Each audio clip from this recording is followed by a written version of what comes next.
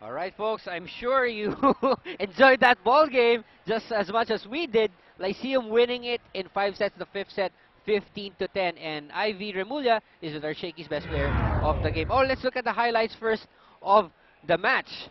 Alam mo, partner, talagang ang daming highlights in this game, ang daming heroes. Yes, Kung pwedeng napakadami. best player lang lahat ng buong Lyceum team, talagang it's a team effort for Lyceum. That's right. Those set highlight or match highlights brought to you by PLDT, My DSL. And Ivy Remulla is our Shakey's player of the game.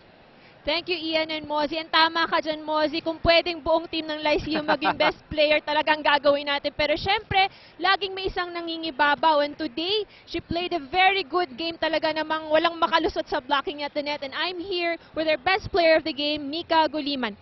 Nika, it was a very, very tight game. Sobrang, siguro kung, yung nga sabi ni Ian kanina, kung may atake sa puso, yung mga nanonood sa inyo, inatake na talaga sila sa puso. Pero doon sa laro nyo today, saan kayo nahirapan at paano nyo nagawa ng paraan to? Bali po dun sa mga first and second sets, medyo kumakapit yung UST pag nagbablocking kami, coverage sila. So, we try na kailangan pag nagko-cover sila, o kahit pagpapalo kami, is coverage din kami so that matibay din po yung ilalim namin, saka yung sa receive.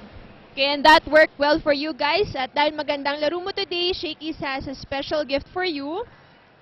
And of course, syempre, you have a chance to greet lahat ng mga supporters ng Lyceum.